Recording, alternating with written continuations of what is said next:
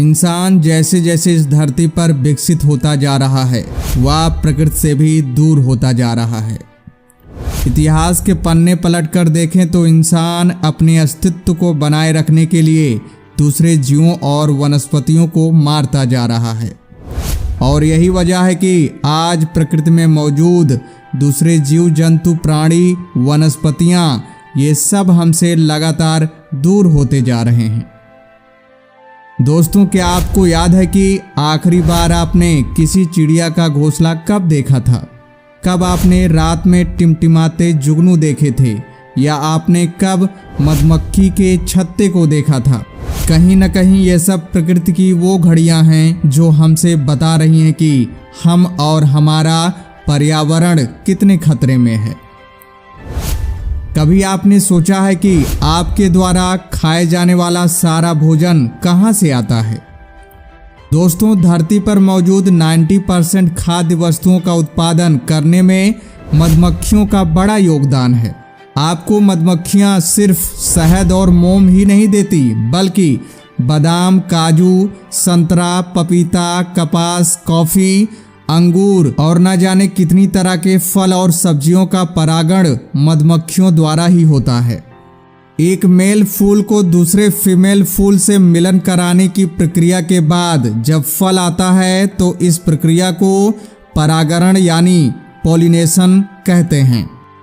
और प्रकृति में परागण मुख्य रूप से मधुमक्खी और कुछ कीटों द्वारा ही किया जाता है, जबकि गेहूं, मक्के और चावल का परागण हवा द्वारा होता है। सीधे तौर पर देखा जाए तो मधुमक्खियों के मरने से 100 में से 70 फसल तो सीधे तौर पर नष्ट हो जाएंगी। महान वैज्ञानिक अल्बर्ट आइंस्टीन ने भी कहा था कि अगर धरती से मधुमक्खियां खत्म हो गईं तो मानव जाति ज़्यादा से ज़्यादा 4 साल ही जीवित रह पाएगी, क्योंकि मधुमक्खियों की तादाद जितनी कम होगी, फल और सब्जियों की उपलब्धता उतना ही कम होंगी और उनकी कीमतें उतना ही बढ़ेंगी। और आज भी वैज्ञानिक कहते हैं कि अगर मधुमक्खियां नहीं रहेंगी तो इंसान का वजूद भी नहीं रहेगा। दोस्तों, सोचिए, अगर धरती से मधुमक्खियों का नामो निशान मिट जाए तो उनके डंक से मिलने वाला दर्द से तो छुटकारा मिल जाएगा, लेकिन पृथ्वी पर मौजूद पूरी मानव जाति चरमरा जाएगी। मधुमक्खी इस धरती पर ऐसी अकेली जीव है जिसके द्वारा बनाया गया भोजन मनुष्यों द्वारा किया जाता है। ये इतनी मेहनती होती हैं कि आप सोच भी नहीं सकते हैं। मधुमक्खी अपनी जिंदगी में कभी नहीं सोती। मधुमक्खियों की 20,000 से ज़्यादा प्रजातियां हैं, लेकिन इनमें से सिर्फ 5 ही शहद बना सकती हैं। एक छत्ते में 20 से 60,000 मादा मधुमक्खियां और कुछ नर मधुमक्खियां और एक रानी मधुमक्खी होती है।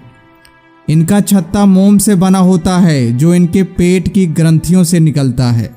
केवल मादा मधुमक्खी ही शहद बना सकती है और डंक मार सकती है। नर मधुमक्खी तो केवल रानी के साथ संभोग करने के लिए पैदा होते हैं।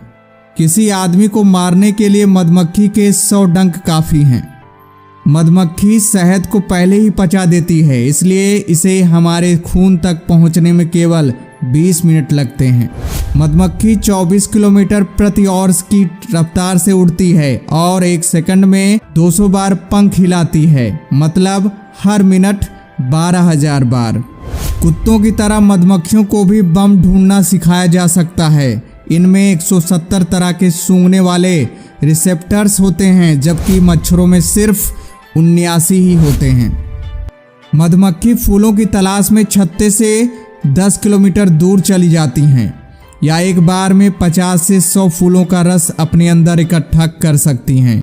इनके पास एक एंटीना टाइप छड़ी होती है जिसके जरिए फूलों से नेक्टर चूस लेती हैं। इनके पास 2 पेट होते हैं। कुछ नेक्टर तो एनर्जी देने के लिए इनके मेन पेट में चला जाता है और बाकी इनके दूसरे पेट में स्टोर हो जाता है। फिर आधे घंटे बाद ये इसका शहद बनाकर मुंह के रास्ते बाहर निकाल देती हैं, जिसे कुछ लोग उल्टी भी कहते हैं। 1 किलो शहद बनाने के लिए पूरे छत्ते को लगभग 40 लाख फूलों का रस चूसना पड़ता है और 90,000 मील तक उनको उड़ना भी पड़ता है। ये धरती के 3 चक्कर लगाने के बराबर है। शहद हजारों साल तक खराब नहीं होता। ये एकमात्र ऐसा फूड है जिसके अंदर जिंदगी जीने के लिए आवश्यक सभी चीजें पाई जाती हैं। लेकिन फिर भी द्वितीय विश्व युद्ध की समाप्ति के बाद से कृषि में ज्यादा उत्पादन और बेहतर आमदनी के लिए कीटनाशकों का जमकर उपयोग बढ़ा है। जबकि हम सब जानते हैं कि कीटनाशक का ज्यादा उपयोग पर्यावरण और हमारे लिए कितना खतरनाक है। इसके ज्यादा उपयोग से दूसरे जीवों और मधुमक्खियों के स्वास्थ्य पर पूरा प्रभाव पड़ता है। अगर संक्षेप में कहूँ तो कीटनाशक कीड़ों को ही नहीं पूरे पर्यावरण को ही मार रहा है। वो उन जीवों को मार रहे हैं जो पूरी दुनिया के मनुष्यों की मदद करते हैं। अगर धरती से मधुमक्खियां गायब हो गईं तो अधिकांश पौधे विकसित या पुनः पनप नहीं पाएंगे, क्योंकि उनका परागण नहीं हो पाएगा और ऐसे में बड़े पैमाने पर मरुस्थलीकरण होगा। और अगर मरुस्थलीकरण हुआ तो बड़े पैमाने पर कुपोषण, अकाल आदि का सामना मानव जाति के साथ साथ दूसरे जीव जंतुओं को भी करना पड़ेगा। हालांकि कुछ वैज्ञानिक आज भी रोबोट मधुमक्खियों के निर्माण में जुटे हुए हैं। अगर वो सफल हो गए तो क्या होगा, ये भी एक बड़ा सवाल है। दोस्तों, अनजाने में ही सही हम इन मधुमक्खियों को मारकर हम पूरे मानव जाति के साथ अन्य जीवों और वनस्पतियों को नुकसान पहुंचा रहे हैं।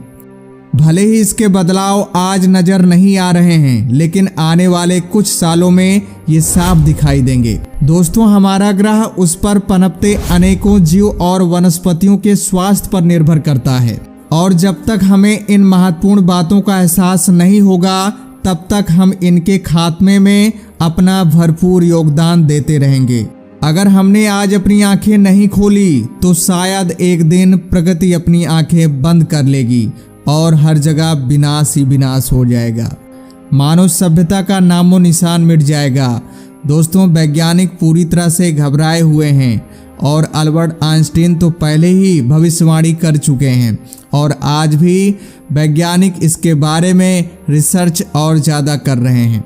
दोस्तों, हमारी धरती खतरों से घिरी हुई है। कुछ खतरा तो कुदरत के रूठ जाने से धरती पर आ जाता है, तो कुछ खतरा इंसानों की गलतियों से आता है।